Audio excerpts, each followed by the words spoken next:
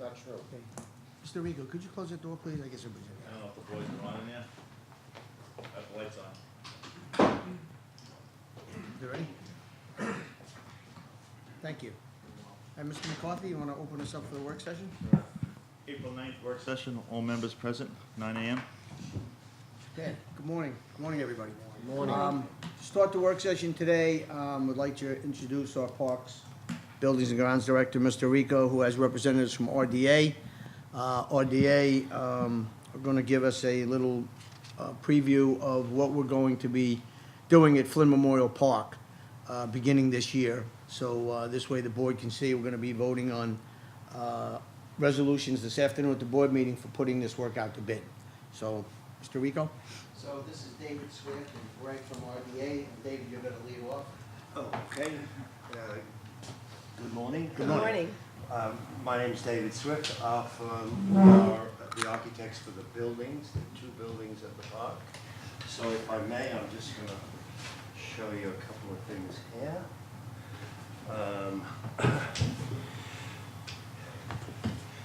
We've got a concession restroom building that is a 40 by 40 footprint. It's 1,600 square feet total.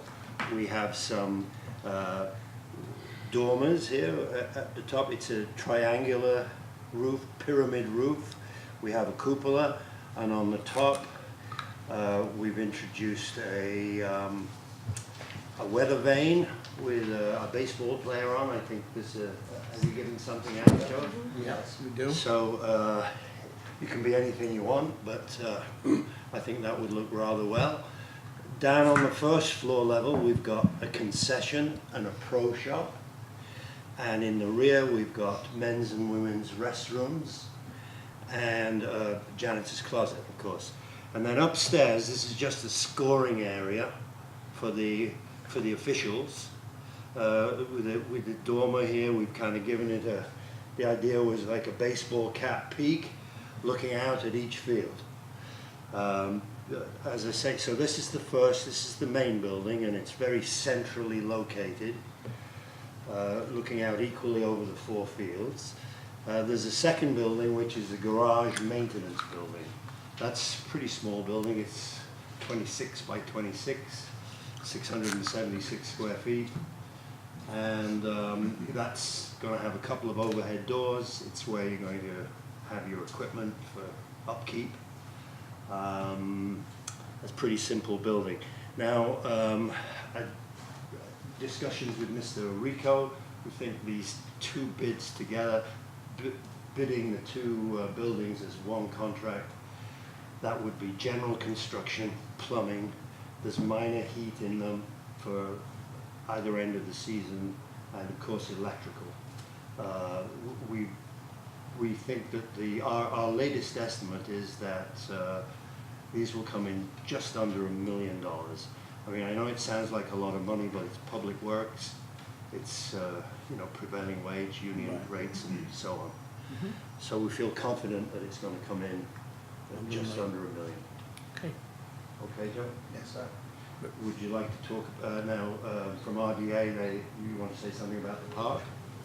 Good morning, everybody. Good morning. I'm Greg Parisi from RDA. As you can see from the image right there, that's kind of the overall of what it should look like. 4 synthetic turf fields with a 15-foot warning track, 300 to for 2 fields, 300 feet to the outfield fence, 290 to the other one, just for grading limits and what we proposed. Playground facility is kind of off to the left. This is the central walkway going in. Some other images. This would be like a ground level perspective, where you are in the middle of both fields.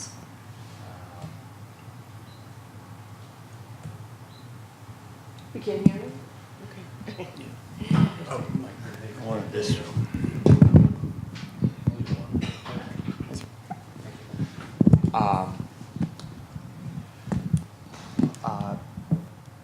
some seating, sodding for the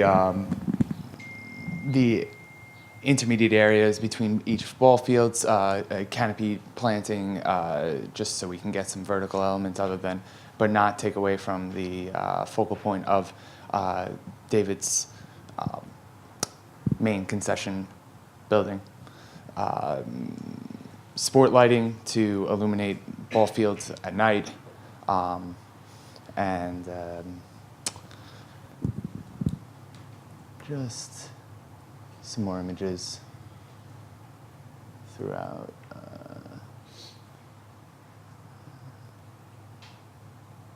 So each one of those bleachers will be covered. So each field, and it's not depicted in this picture, each one will have one bleacher covered and one open. Okay. So I s- that was I see the bleachers, where would the players be? You know, Players, they're there not are playing- dugouts left and right of the. Here, I'll go back. Okay. Yeah. Joe, what do you mean the covered? Joe, grab a microphone. What, you covered? Oh yeah. One set of bleachers will have covered. Oh. Yeah. It'll be covered right here. Yes, it rings. Yeah, over here, and then it's just a matter of weather purposes and everything, shade. Oh, Um, Just yeah. don't understand, I thought you were covering with a tarp or something. Oh no. Yeah. And that's the whole bit. Basic. It's going to be a really nice facility when it comes down to it. It's hopefully will rival all the other ones that are, baseball heaven, if not any better. Just because, We're gonna make it the best. yeah, the best. Yeah. Question, what is the dimensions of the field again? Uh, Home plate to the outfield? Home plate to the outfield is 300 to the To the power alley? to 300 on these fields, to 88.5 to these two fields. That's 6-foot fence we're using? it's going to be a 10-foot fence, 10-foot? all the way around up until these backstops. These backstops are actually 20 feet, but we do have safety netting. We are proposing to catch those foul balls between like this area, and I think we have we have this overhead plan. I can get it up on here if you'd like. Are there any changes in parking? We're proposing a new full depth parking lot. Already the existing playground has been removed. We're putting a new playground right over here. Good, good. Right, what we have is this. The front entrance isn't on here, which I showed the supervisor a while back on that. So it's going to be an all brick front with an estate fence with truss design that's going to have Flynn Park over the top. So the entranceway is going to be very grand coming into the park. We also have situated all the scoreboards where they're going to be situated at the top, so each view from the top of the concession building will be able to be looked at by the scorekeepers and have good visibility.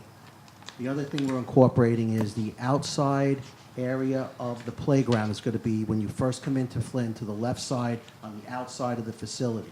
We also incorporated the fence going straight down the walkway, which we don't have now, which was problematic in the first design when there were people playing and the people were walking down in that area.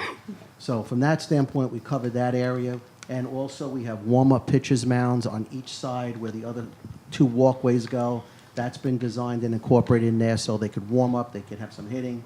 And then we're going to set that up that way. The outside outfield is going to be bid in two areas. It's going to be bid for grass and synthetic.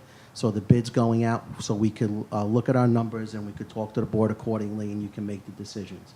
So, and then basically it's just set up that way. We're going to have stamped concrete when we come in. We're going to have some brickwork around the interior. So we're going to establish it that way. We're not going to use any asphalt in that area. So we're going to dress it up like that. And we also have the lighting, as you said. It's going to meet all the codes for the dark skies. And as far as Mrs. Inzerella's comment about the parking will increase only 5 spots, even though we did take out that parking area. We are using some other rearranging of the brickwork, and we're going to re-asphalt, and we're going to mill at that lot. So the lot will be redone and be new for the people of the town, and also the parking area, and also the playground. Okay, very good. Okay? Thank you, Joe. Thank you, gentlemen, and the Thank both you. bids are on this afternoon, right? Yes, sir. Joe, David mentioned heat for the building. You're gonna have air conditioning, the Yeah. second floor in those offices, right? Yes, It's sir. a We're little gonna- hot in the summer Heat without. and air conditioning, Okay. correct, yeah. Thanks. Thank you. Thank you very much. Thank you, gentlemen. Thank you. Okay, Mr. Hans is here from planning. We have 2 site plans. I was gonna have Dave and Liam do the presentations. Okay, A little bit more. very good.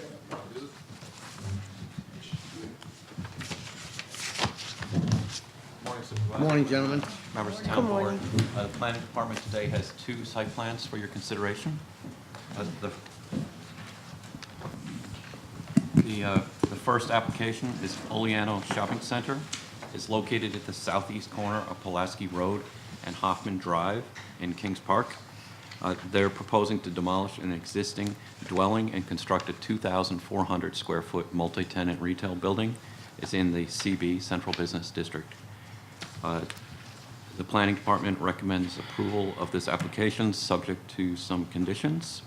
Those conditions being to, 1, obtain a building permit prior to construction, 2, obtain a temporary grading easement from the neighbor, because the building is set on the property line because it's a CB district.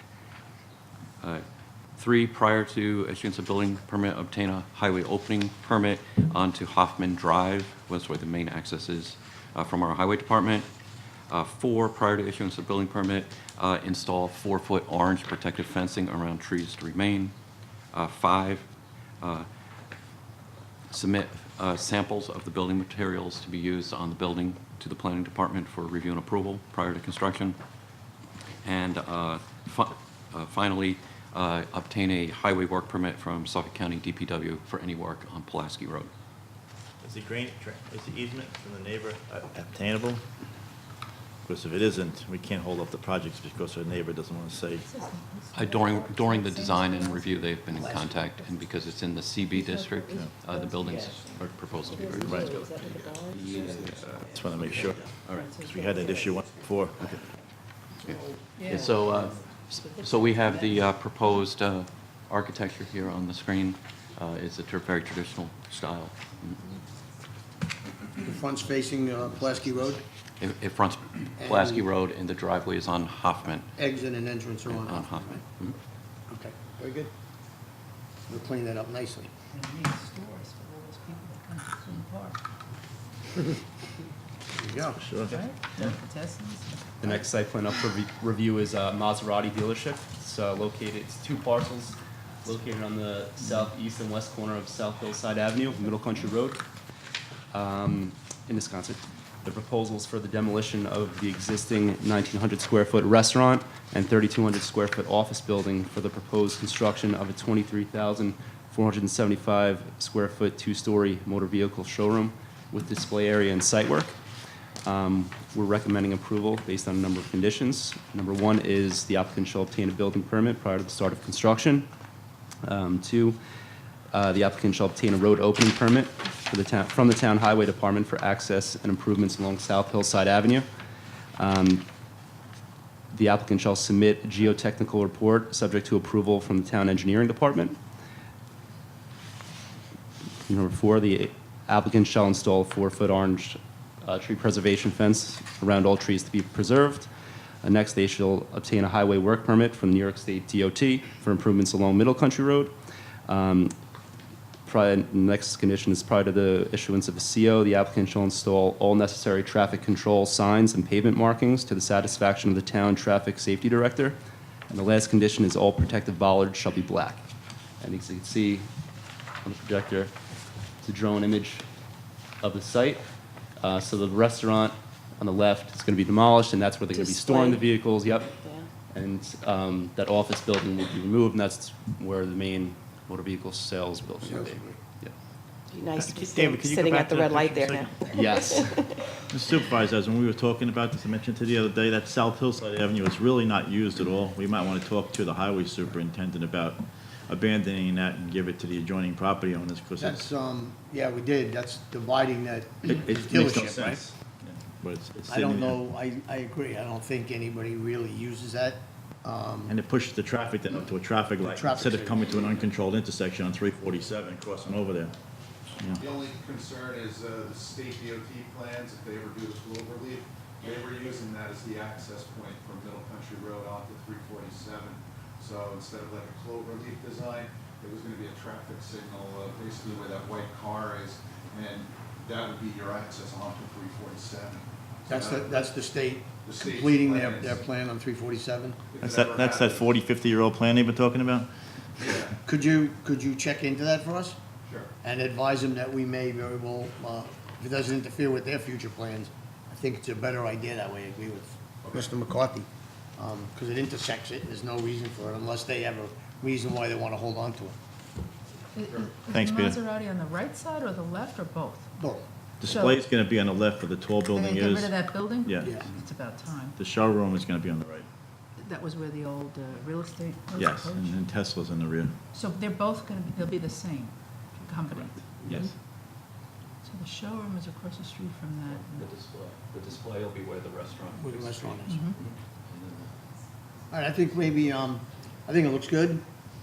Let's see if we can contact the state and find out if they have any objections, and then not to hold the project up. If it's something we can move forward on, we'll do that. How are you gonna get into the one on the left side? If you're coming west, if that road isn't there, how would you get into that Well, thing? it's actually just gonna be a display lot.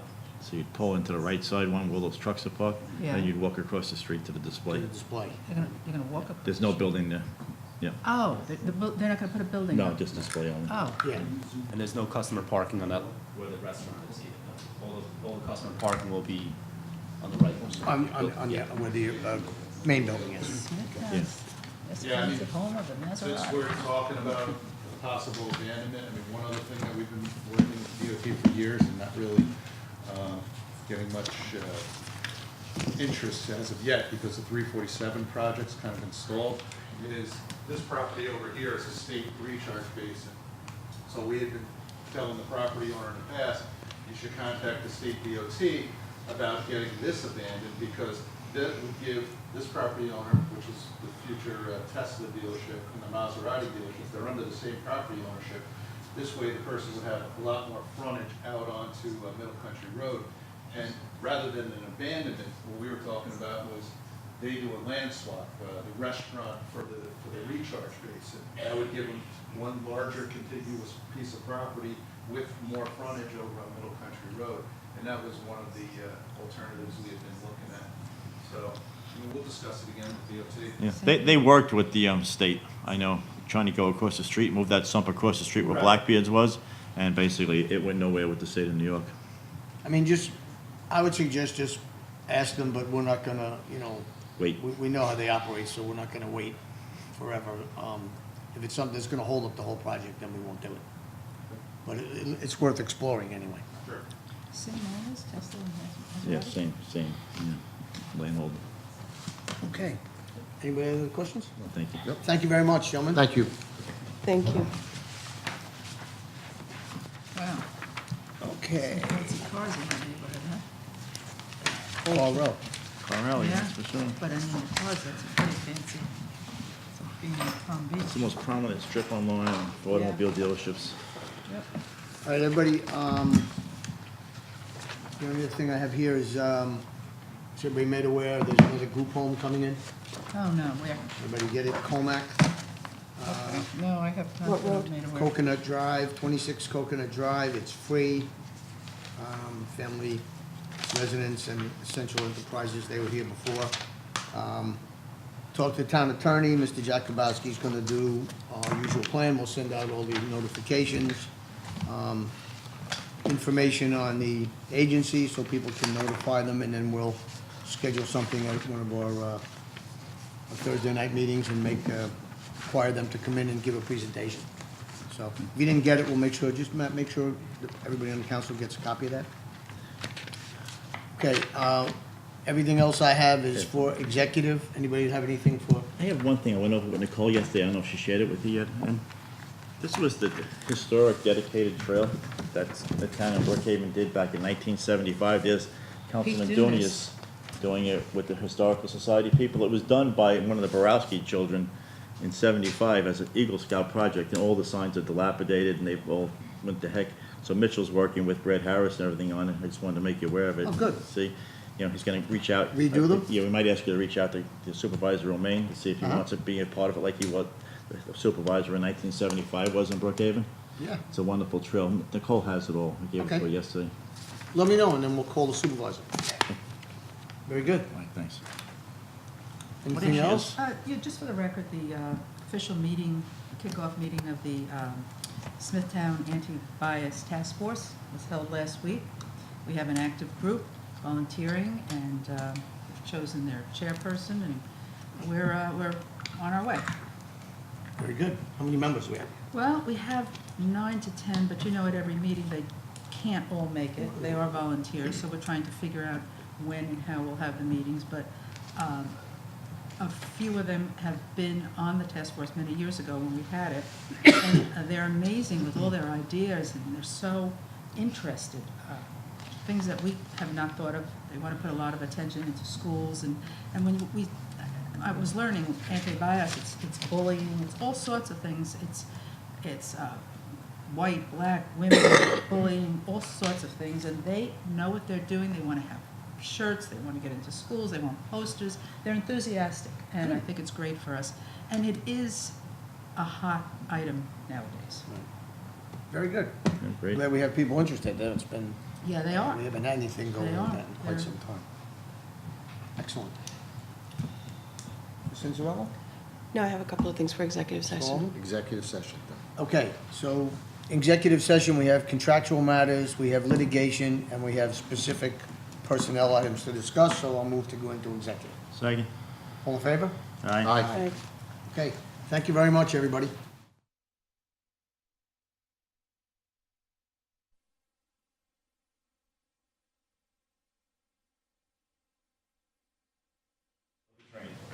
All right, I move to close executive session. Second. All in favor? Aye. Aye. Move to close the work session for this morning. Second. All in favor? Aye. Okay, thank you.